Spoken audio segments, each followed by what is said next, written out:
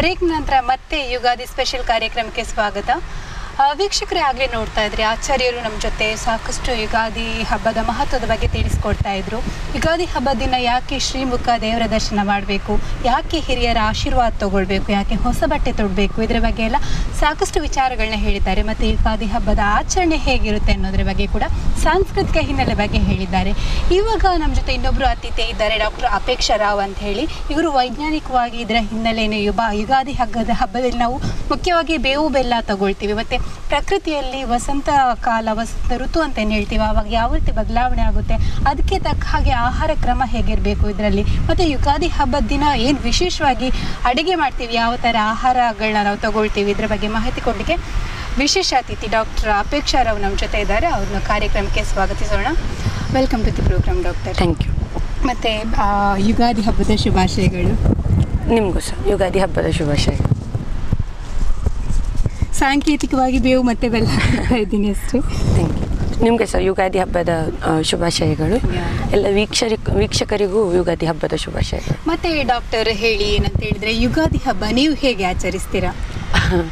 ಬೇವು ಬೆಲ್ಲ ಹೇಳುವಂಥದ್ದು ಈಗ ಸಂಪ್ರದಾಯ ಮಾತ್ರ ಆಗಿ ಉಳಿದಿದೆ. ಬಹುಶಃ ನಮ್ಮ ಮನೆಯಲ್ಲಿ ವಿಭಿನ್ನ ರೀತಿಯ ಅಡಿಗೆಗಳನ್ನು ಮಾಡ್ತಾರೆ. ನಮ್ಮ ಫ್ಯಾಮಿಲಿಯಲ್ಲಿ ಎಸ್ಪೆಷಲಿ ತೊಂಡೆಕಾಯಿ ಮತ್ತು ಗೇರು ಬೀಜದ ಒಂದು ಪಲ್ಯವನ್ನು ಯುಗಾದಿ ಹಬ್ಬಕ್ಕೆ ಮಾಡೋದು ತುಂಬ ಸ್ಪೆಷಲ್.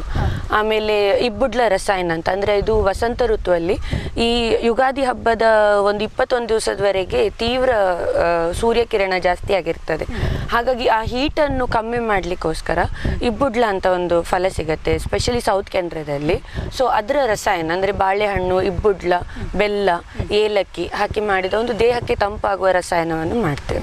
ಮತ್ತು ಡಾಕ್ಟರ್, ಇವಾಗ ಬೇವು ಬೆಲ್ಲ ವಿಶೇಷವಾಗಿ ನಾವು ಹಂಚುವಂಥದ್ದು ಯುಗಾದಿ ಹಬ್ಬ ದಿನ. ಸೊ ಅದು ಆರೋಗ್ಯಕ್ಕೆ ಏನಾದರೂ ಯಾವ ರೀತಿ ಉಪಯೋಗ ಆಗುತ್ತಾ, ಅಥವಾ ಅದ್ರ ತಗೊಳ್ಳುವಂಥ ವೈಜ್ಞಾನಿಕ ಹಿನ್ನೆಲೆ ಏನಿತ್ತು?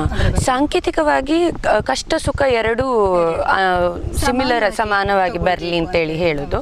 ಬಟ್ ಇದರಲ್ಲಿ ಸೈಂಟಿಫಿಕ್ ರೀಸನ್ ಹೇಳಿದರೆ, ಈ ಬೇವಿನ ಹೂವು ಈ ವಸಂತ ಋತುವಲ್ಲಿ ಹೂ ಬಿಡೋಕ್ಕೆ ಸ್ಟಾರ್ಟ್ ಆಗ್ತದೆ. ಅದು ಆ ಟೈಮಿಗೆ ಅದು ಏರನ್ನು ಪ್ಯೂರಿಫೈ ಮಾಡ್ತದೆ.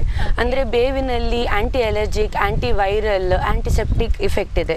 ಮತ್ತು ಅದು ಬ್ಲಡ್ ಪ್ಯೂರಿಫೈಯರ್. ನಾನು ನಿಮ್ಗೆ ಹೇಳಿದ್ದೆ, ವಸಂತ ಋತುವಲ್ಲಿ ಎಲರ್ಜಿಕ್ ಪ್ರಾಬ್ಲಮ್ಸ್, ಕಫದ ತೊಂದರೆ, ವೈರಲ್ ಫೀವರ್ ಎಲ್ಲ ಜಾಸ್ತಿ ಆಗುತ್ತೆ. ಸೊ ಹಾಗಾಗಿ ಈ ಎಲರ್ಜಿಕ್ ಪ್ರಾಬ್ಲಮ್ಸ್ ಆಮೇಲೆ ಬ್ಲಡ್ ಪ್ಯೂರಿಫೈಯರ್ ಆಗಿ ಬೇವು ತುಂಬ ಇಂಪಾರ್ಟೆಂಟ್. ಹಾಗಾಗಿ ನೀವು ಸೋಪ್ಸಲ್ಲಿ ಬೇವು ಯೂಸ್ ಮಾಡೋದು, ಫೇಸ್ ವಾಶ್ ಇರ್ಬೋದು, ಕ್ರೀಮ್ ಇರ್ಬೋದು, ಈವನ್ ಡೈಲಿ ಒಂದು ಸ್ವಲ್ಪ ಬೇವಿನ ರಸವನ್ನು ಬೆಲ್ಲ ಹಾಕಿಕೊಂಡು, ಅಂದರೆ ಬೇವಿನ ರಸ ತುಂಬ ಕಹಿ ಇರ್ತದಲ್ಲ, ಹಾಗಾಗಿ ಚೂರು ಬೆಲ್ಲ ಹಾಕ್ಕೊಂಡು ಬೇವಿನ ರಸ ಕುಡಿದ್ರೆ ವೈರಲ್ ಫೀವರ್ ಬರಲ್ಲ, ಎಲರ್ಜೀಸ್ ಆಗಲ್ಲ, ಹಾಗಾಗಿ ಆಂಟಿಸೆಪ್ಟಿಕ್ ಆಗಿಯೂ ವರ್ಕ್ ಆಗುತ್ತೆ. ಮತ್ತು ಡಾಕ್ಟರ್, ನೀವಾಗಲೇ ಹೇಳಿದ್ರಿ ಯುಗಾದಿ ಹಬ್ಬ ದಿನ ವಿಶೇಷವಾಗಿ ಅಡುಗೆಗಳಲ್ಲಿ ಮಾವಿನಕಾಯಿನ ಬಳಸ್ತಾರೆ ಅಂತೇಳಿ. ಸೊ ಯಾಕಿರ್ಬೋದು, ಯಾಕೆ ಇದೆ? ನೋಡಿ, ಆಯುರ್ವೇದದ ಪ್ರಕಾರ ಯಾವತ್ತು ನಾವು ಷಡ್ರಸ ಪ್ರಧಾನವಾದ ಆಹಾರವನ್ನು ಸ್ವೀಕರಿಸಬೇಕು ಅಂತೇಳಿ. ಹಾಗಾಗಿ ಈಗ ಒಂದು ಯುಗಾದಿಗೆ ಸ್ಪೆಷಲ್ ಆಗಿ ಕೆಲವು ಕಡೆ ಯುಗಾದಿ ಪಚಡಿ ಅಂತ ಮಾಡ್ತಾರೆ. ಅದರಲ್ಲಿ ಬೆಲ್ಲ, ಬೇವಿನ ಹೂ, ಆಮೇಲೆ ಈ ಬ್ಲ್ಯಾಕ್ ಪೆಪ್ಪರ್ ಅಂದರೆ ಕಾಳುಮೆಣಸು, ಮಾವಿನದ್ದು ಕಾಯಿ, ಆಯಿತು. ಅದು ಮಾವಿನಕಾಯಿ ಆಗುವ ಟೈಮ್ ಅಲ್ಲ ಇದು, ವಸಂತ ಋತು. ಹಾಗಾಗಿ ಮಾವಿನಕಾಯಿ, ಅದರಿಂದ ಆಮ್ಲ ರಸ ಸಿಗ್ತದೆ. ಬೇವಿನ ಹೂವಿಂದ ತಿಕ್ತ ರಸ ಸಿಗ್ತದೆ. ಪೆಪ್ಪರ್ ಪೌಡ್ರಿಂದ ಕಟು ರಸ ಸಿಗ್ತದೆ. ಬೆಲ್ಲ ಹಾಕೋದ್ರಿಂದ ಮಧುರ ರಸ ಸಿಗ್ತದೆ. ಹಾಗಾಗಿ ಲವಣ ಸಹ ಹಾಕ್ತಾರೆ, ಸ್ವಲ್ಪ ಸಾಲ್ಟ್ ಸಹ ಹಾಕ್ತಾರೆ. ಹಾಗಾಗಿ ಎಲ್ಲ ಷಡ್ರಸಯುಕ್ತ ಒಂದು ಪದಾರ್ಥವನ್ನು ನಾವು ಸ್ವೀಕರಿಸ್ತೇವೆ ಯುಗಾದಿಗೆ. ಹೌದು, ಮಾವಿನಕಾಯಿದು ಪಚಡಿಯನ್ನು ಮಾಡ್ತಾರೆ ಈ ಸಂದರ್ಭದಲ್ಲಿ. ಓಕೆ ಡಾಕ್ಟರ್, ಮತ್ತೆ ಕೊನೆದಾಗಿ ಒಂದು ಪ್ರಶ್ನೆ ಕೇಳಲಿಕ್ಕೆ ಇಷ್ಟಪಡ್ತೀನಿ. ಏನಂತ ಹೇಳಿದರೆ, ಇವಾಗ ಸಾಮಾನ್ಯವಾಗಿ ಹಬ್ಬ ಅಂತ ಹೇಳಿದರೆ ಹಿಂದಿನ ಕಾಲದಲ್ಲಿ ಎಲ್ಲ ಕುಟುಂಬದವರು ಒಟ್ಟಿಗೆ ಸೇರಿಬಿಟ್ಟು ಪ್ರೀತಿನ ಹಂಚಿಕೊಳ್ಳುವಂಥ ಒಂದು ಸಂದರ್ಭ ಆಗಿತ್ತು. ಆದರೆ ಇತ್ತೀಚಿನ ದಿನಗಳಲ್ಲಿ ಓದು, ಎಜುಕೇಷನ್ ಮತ್ತು ಜಾಬ್ ಅಂತ ಹೇಳಿಬಿಟ್ಟು ಎಲ್ಲರೂ ದೂರ ದೂರ ಹೋಗ್ತಾರೆ. ಇವಾಗ ಹಬ್ಬದ ಪ್ರಾಮುಖ್ಯತೆ ಕಡಿಮೆ ಆಗ್ತಾ ಇದೆಯಾ, ಅಥವಾ ಹಬ್ಬದ ಹಿನ್ನೆಲೆ ಮಹತ್ವಗಳನ್ನ ಈಗಿನ ಜನ್ರೇಷನ್ ತಿಳ್ಕೊಂಡಿಲ್ಲ ಅಂತ ನಿಮ್ಗೆ ಏನಾದರೂ ಅನ್ನಿಸ್ತಾ ಇದೆಯಾ? ಹೌದು, ಖಂಡಿತವಾಗಿ ಈಗ ಹಬ್ಬದ ಪ್ರಾಮುಖ್ಯತೆ ತುಂಬ ಕಮ್ಮಿ ಆಗಿದೆ. ಹಾಗೂ ಈಗಿನ ಜನ್ರೇಷನ್ಗೆ ಅದರ ಮಹತ್ವ ಗೊತ್ತಿಲ್ಲದೆ ಇರೋದ್ರಿಂದ ಅದನ್ನೆಲ್ಲ ಆಚರಿಸೋದು ಸುಮ್ಮನೆ ವ್ಯರ್ಥ ಅಂತ ಅನಿಸ್ತದೆ. ಈಗ ನೀವು ಈ ಥರ ಪ್ರೋಗ್ರಾಮ್ ಮಾಡೋದ್ರಿಂದ ಇದರಿಂದ ಹೆಲ್ತಿಗೆ ಏನು ಬೆನಿಫಿಟ್ ಇರ್ತದೆ, ಅಥವಾ ಸೈಂಟಿಫಿಕಲಿ ಅದರದ್ದು ಏನು ಉಪಯೋಗ ಇದೆ.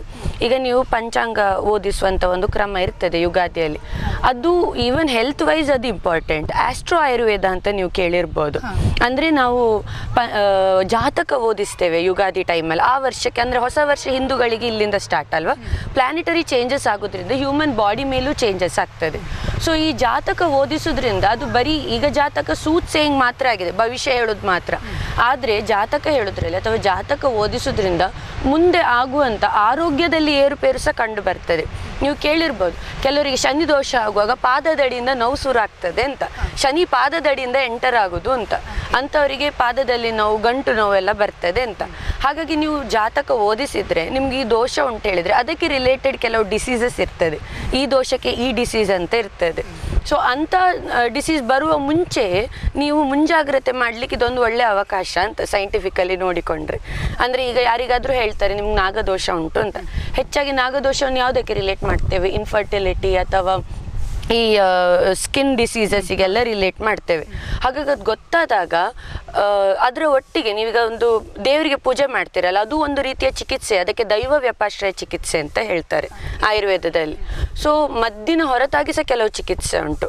ಅಂದರೆ ಪಾಸಿಟಿವ್ ಫೀಡಿಂಗ್ ಕೊಡೋದು, ಈಗ ರೇಖಿ ಥೆರಪಿ ಎಲ್ಲ ಇರ್ತದಲ್ಲ, ಹಾಗೆ ಪಾಸಿಟಿವ್ ಎನರ್ಜಿ ಕೊಡೋದು, ಅದು ದೈವ ವ್ಯಪಾಶ್ರಯ ಚಿಕಿತ್ಸೆ. ಅದು ಹಬ್ಬದ ಆಚರಣೆಯಿಂದ, ಪೂಜೆ ಪುನಸ್ಕಾರದಿಂದ ಸಿಗುವಂಥ ಚಿಕಿತ್ಸೆ ಅದು. ಹಾಗಾಗಿ ಈ ದೋಷಗಳು ಉಂಟು ಅಂತ ಗೊತ್ತಾಗಿ ಅದರ ರೀತಿಯಲ್ಲಿ ನಾವು ಕೆಲವೆಲ್ಲ ಊಟ ಉಪಚಾರಗಳನ್ನು ಮಾಡಿದರೆ ಅದರಿಂದ ನಮಗೆ ಬದಲಾವಣೆ ಆಗ್ತದೆ ಹೆಲ್ತಲ್ಲಿ. ಮತ್ತು ಅದನ್ನು ಮುಂಜಾಗ್ರತವಾಗಿ ನಾವು ಜಾತಕ ಓದಿಸಿ ನೋಡೋದ್ರಿಂದ ನಮ್ಗೆ ಈ ಡಿಸೀಸ್ ಬರೋದಾಗೆ ಸಹ ನೋಡ್ಕೊಳ್ಬೋದು. ಇಷ್ಟೊಂದು ಹಿನ್ನೆಲೆಗಳಿದೆ. ಹೌದು. ಓಕೆ, ಮತ್ತೆ ಡಾಕ್ಟರ್ ಕೊನೆಯದಾಗಿ ಏನಂತ ಹೇಳಿದರೆ ನಿಮ್ಮ ಮೆಸೇಜ್ ಯುಗಾದಿ ಹಬ್ಬಕ್ಕೆ ನಮ್ಮ ವೀಕ್ಷಕರಿಗೆ ಏನು ಮೆಸೇಜ್ ಕೊಡಲಿಕ್ಕೆ ಇಷ್ಟಪಡ್ತೀರಿ?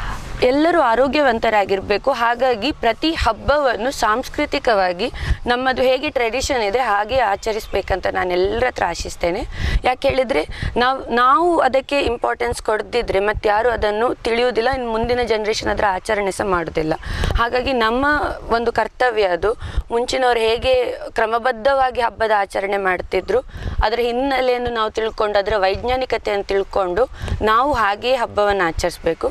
ಮತ್ತು ಈ ಯುಗಾದಿ ಎಲ್ಲರಿಗೆ ಸಂತೋಷವನ್ನು ತರಲಿ, ಎಲ್ಲ ಕಷ್ಟವನ್ನು ಸಹಿಸೋ ಶಕ್ತಿಯನ್ನು ಕೊಡಲಿ ಅಂತ ಹೇಳ್ತಾ ಪುನೊಮ್ಮೆ ಯುಗಾದಿ ಹಬ್ಬದ ಶುಭಾಶಯವನ್ನು ಹೇಳೋರು ಇಷ್ಟಪಡ್ತೀನಿ. ಡಾಕ್ಟರ್, ತುಂಬ ಖುಷಿಯಾಗಿ ನಿಮ್ಮ ಜೊತೆ ಮಾತಾಡೋದು, ಸಾಕಷ್ಟು ಮಾಹಿತಿಗಳನ್ನ ನೀಡಿದ್ವಿ. ತುಂಬ ಧನ್ಯವಾದ ನಿಮಗೆ. ಅದೇ ರೀತಿ ಯುಗಾದಿ ಹಬ್ಬದ ಶುಭಾಶಯಗಳು ನಿಮಗೂ ಕೂಡ.